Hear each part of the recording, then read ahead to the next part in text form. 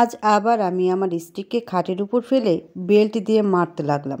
বেল্টের আঘাতগুলো নন্দিনী মুখ বুজে সহ্য করতে লাগলো।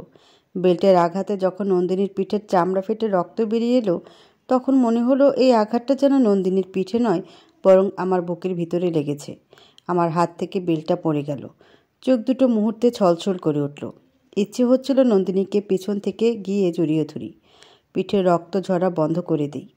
কিন্তু আমি সেরকম কিছু করতে পারলাম না। রাগ, অনুতাপ আর ক্ষোভে ভিতরটা ভারী হয়ে গেল। চোখের পানি ধরে রাখতে পারছিলাম না। আমি ঘর থেকে বেরিয়ে গেলাম।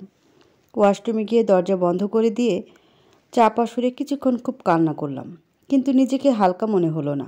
সবাই বলে কান্না করলে নাকি মন হালকা হয়, কিন্তু আমার এই পাষাণ মন হালকা হলো না।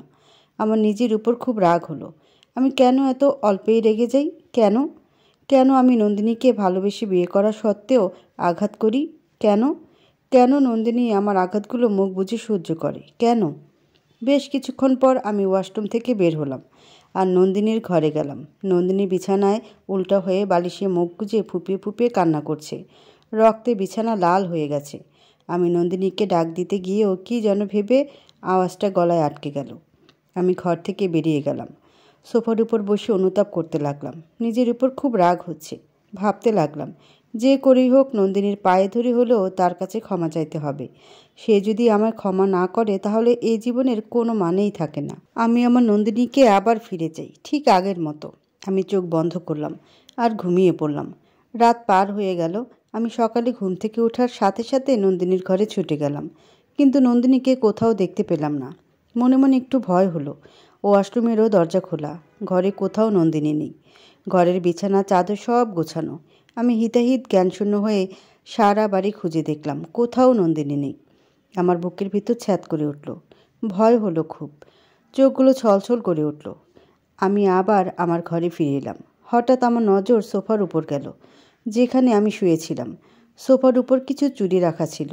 চুড়িগুলো নন্দিনীর হাতের। চুড়ির নিচে একটা কাগজ। আমি গিয়ে কাঁপা কাঁপা হাতে চুড়িগুলো নিলাম। কাগজটা তুললাম। কাগজে কিছু লেখা ছিল। আমি পড়তে লাগলাম। প্রিয় স্বামী, ভালোবেসে বিয়ে করেও যে কপালে সুখ জুটবে না, সেটা আমি যদি আগে বুঝতাম তাহলে কখনোই মা বাবাকে কষ্ট দিয়ে তোমার সাথে আসতাম না। প্রতিবারের মতো আজও তোমার আঘাতগুলো আমি মুখ বুজে সহ্য করেছি। ভালোবাসি বলেই হয়তো তোমার আঘাতের মধ্যেও আমি ভালোবাসা খুঁজেছি। কোনো মেয়েই তার স্বামীর ভালোবাসার চিহ্ন অন্য কাউকে দেখাতে পারবে না, আমিও পারবো না। ভেবেছিলাম সকাল হতে হতে আমার পিঠের ক্ষত থেকে রক্ত ঝরা বন্ধ হয়ে যাবে, কিন্তু বন্ধ হলো না। কি করে আমি আমার স্বামীর ভালোবাসার এই চিহ্ন কাউকে দেখাবো? তাই চলে যাচ্ছি অনেক দূরে। আমি বিছানা চাদর সব পরিষ্কার করে দিয়েছি। ফ্লোরেও কিছুটা রক্ত পড়েছিল, ফ্লোরও ক্লিন করে দিয়েছি। এখন যখন আমি এই চিঠিটা লিখছি তখন আমার চোখ দুটো ঝাপসা হয়ে আসছে।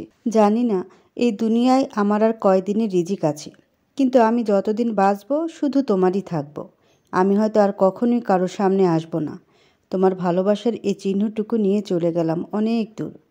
বিদায় ভালোবাসা, ভালো থেকো, সুখী থেকো। ইতি, তোমার কাঙ্গালিনী নন্দিনী।